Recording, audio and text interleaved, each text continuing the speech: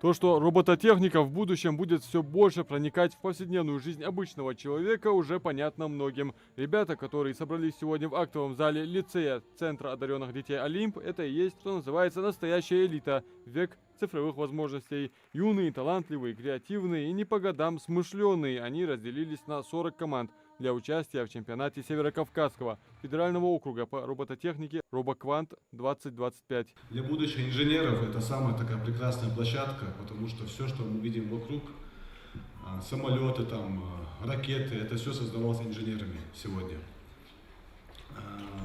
Уверен, что чемпионат по робототехнике хороший старт для будущих инженеров и студентов лучших технических вузов страны. Желаю всем удачи, успехов. Робоквант – новый формат соревнований, объединяющий интеллектуальные и спортивные состязания инженерных команд. Основная задача чемпионата – выявление и поддержка талантливых детей и молодежи в области технического творчества, формирование новых знаний, умений и компетенций и обучающихся в области инновационных технологий, механики и программирования. Мои сильные стороны – это, я думаю, на ходу сразу придумать час. Могу собрать робота за 3 дня, но это мы собрали 2 недели. И вот я хорошо программирую, и в робототехнике тоже сильна. Программировать его. Ко. خليه anlaşıyor. Muşt amlet. Açığa zezin doğak her olmalıyız. В третьем классе он выносил людей.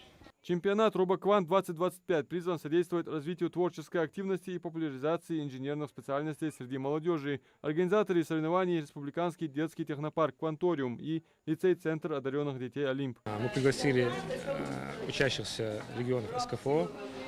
Также широко представлен наш регион. В чемпионате 4 категории. Это робосумо, робофутбол, автономное передвижение роботов «Большое путешествие» и управляемые роботы «Горный маршрут», где роботы перемещаются по заданным маршрутам сложным, и задача ребенка управлять этим роботом. На каждом направлении по 2 судьи, это квалифицированные педагоги по направлению робототехника и программирования. Победителей и призеров чемпионата, со слов организаторов, ожидают призы от спонсоров. Уверены, что подобные мероприятия являются таким, скажем так, стимулом и вдохновляют школьников на новые достижения, а также способствуют развитию технологического потенциала региона. Важно, что чемпионат Северокавказского федерального округа по робототехнике «Робоквант-2025» посвящен 80-летию победы в Великой Отечественной войне. Адам Мережков, Мухаммед Яндиев, Магаз 24.